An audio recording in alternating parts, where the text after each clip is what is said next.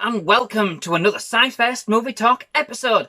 In this episode, I'll be discussing the 1980 festive slasher movie, Christmas Evil, as directed by Lewis Jackson and starring Brandon, and let's get this right, Maggart? Yeah, it sounds very similar to another word, but Maggart, I think that's it. So, I did actually pick this movie up quite a few weeks ago now. I actually did do it in part of a haul. I never heard of it before at all. And it looked like it would be great fun, to be quite fair. Given the title and kind of the cover of the Blu-ray, I don't mind a bit of alternative festive fun. It mixes things up a bit, spices it up.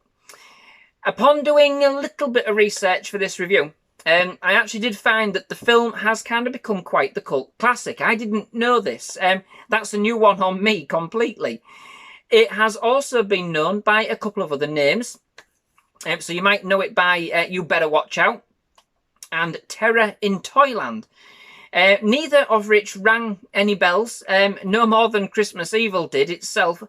But what I can say is that after watching the film is that neither of these titles of the film really give the film during its lifetime, they're not really technically accurate.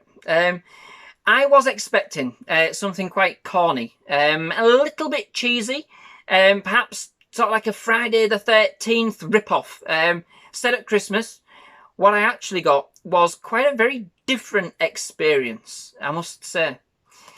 So, the movie introduces us to Harry Standling, as played by Brandon Maggart, who, when he was a youngster, witnessed Santa having some extramarital relations with his mother, getting a bit frisky.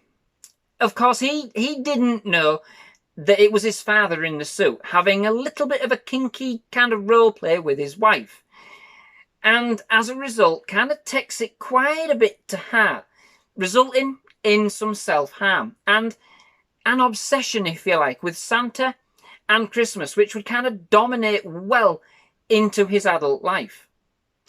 As an adult, Harry works in a toy factory, but is kind of belittled and the subject of ridicule from his colleagues because, basically, of his plans to kind of spread the joy of Christmas and look to produce toys of really higher quality than the generic plastic rubbish that the factory is kind of churning out, which do look quite a little bit odd in the film, if I must say.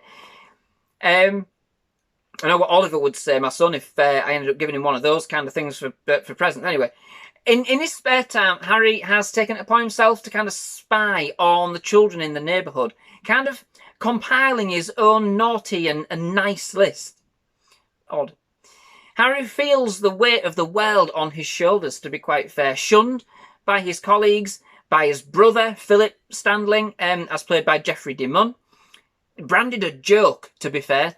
Little by little, he starts to succumb to delusions and ultimately suffers a psychotic break, transforming himself and ultimately kind of believing he has become Santa.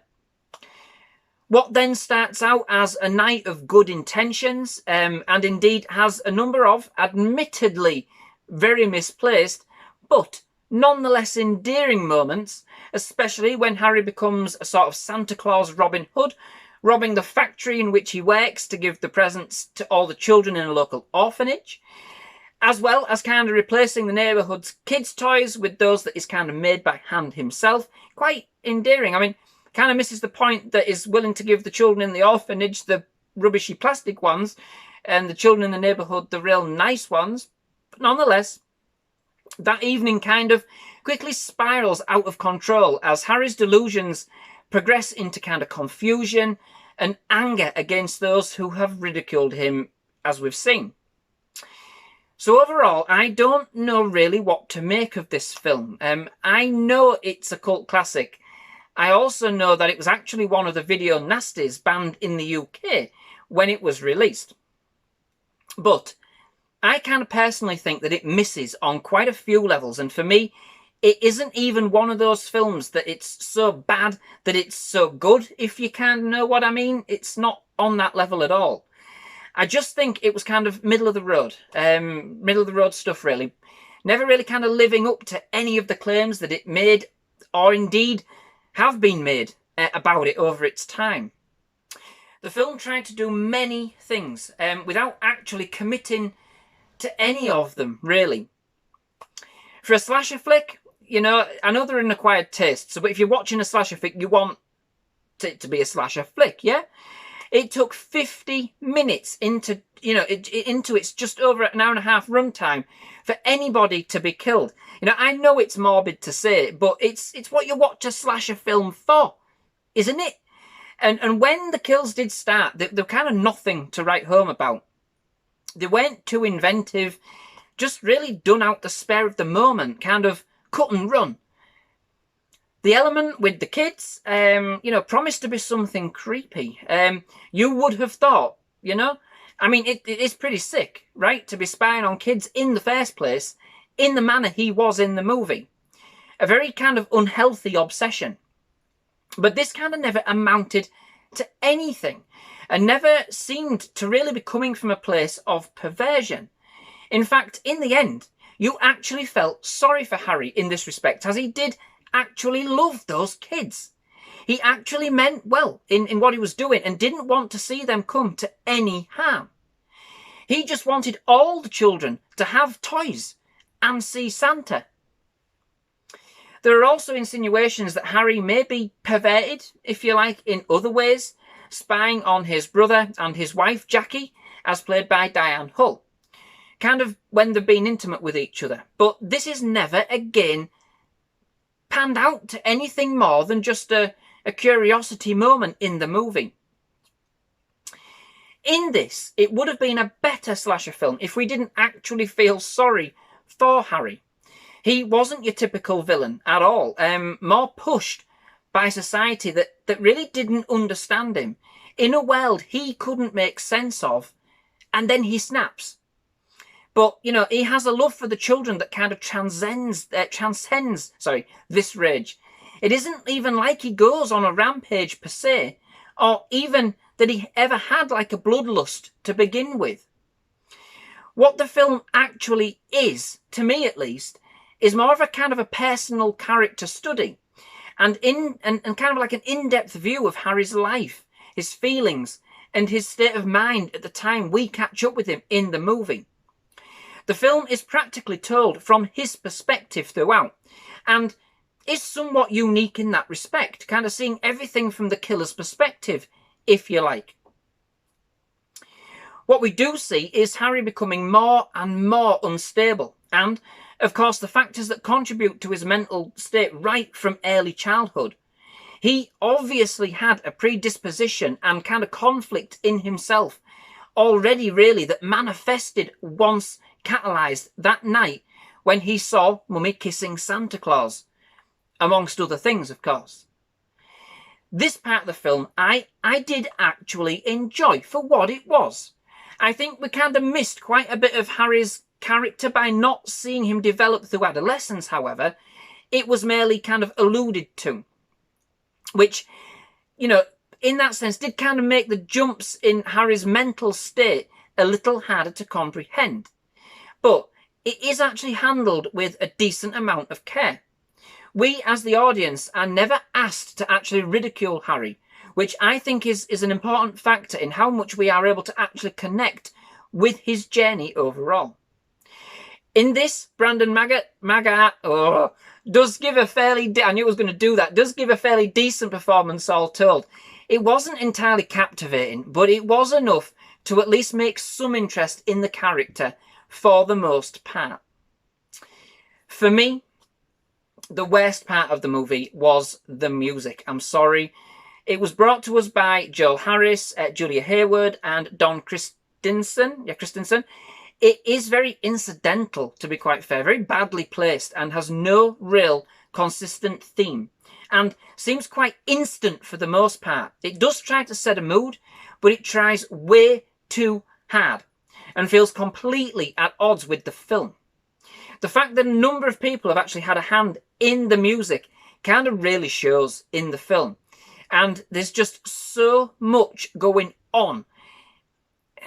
You know, I think what they've tried to do, it is of course meant to depict Harry's descent into madness. But ultimately, it's just simply off-putting. In fact, if it wasn't for the music, I actually think this would have made a pretty decent kind of psychological drama come thriller film. Sort of akin to 2019's DC movie Joker. And, both with a very similar focus on their main characters who are evidently ill and misunderstood as a result, finding it hard to fit into a normal life and a world they just can't make sense of. Mocked by those around them, It's probably about the closest match in terms of a plot I can actually think of to give you as an idea of what this film is genuinely like. Just, it's not quite with the same cinematographic style or finesse, And of course, with Santa thrown in for good measure. Overall, I was a bit disappointed. Unfortunately, the film itself is quite dry and only really has one speed setting. It's simply not paced very well at all. If you have indeed made it through to the first 50 minutes, to the very first kill, admittedly, that does have some shock value, as by then it does kind of come out of nowhere. You will ultimately find, I think, that this fails to satisfy, and what follows is kind of fairly bland and uninspired. Not anywhere close to being as cheesy as I thought or even hoped it would be, to be fair. Not quite a slasher film either, It actually comes across as quite a serious film for the most part. That is, until the very end, when things take a very weird turn. With a very angry mob, fire torches in hand, minus the pitchforks, and a flying van. I'm pretty sure that the flying van was meant to be symbolic in some way, but that just really went straight over my head if it was. Interestingly, the movie is more festive than it is actually macabre. In fact, it offers, I thought, a great nostalgic look back at an early 1980s Christmas. That's what I found most fascinating. It's probably not a movie, to be fair, I will probably be frequenting too much in the future, though, So, that brings me to the end of this episode. If you've enjoyed it, please leave a like. Please do hit that subscribe button for more movie reviews, trailer reactions, and other movie-related content. I absolutely love having you here at SciFirst MovieTalk. I'd love to have you back for more movie reviews. We've got a couple more movie reviews this week for some more kind of festive come horror films, so please do check them out. That's with a collaboration with another YouTuber called Kev's ABL Productions. Hang on. Adventures Beyond Lockdown. Yep, Productions, that's it. So please do join us for that on Thursday. That'll be fantastic. But most of all, thank you very much for watching. Goodbye.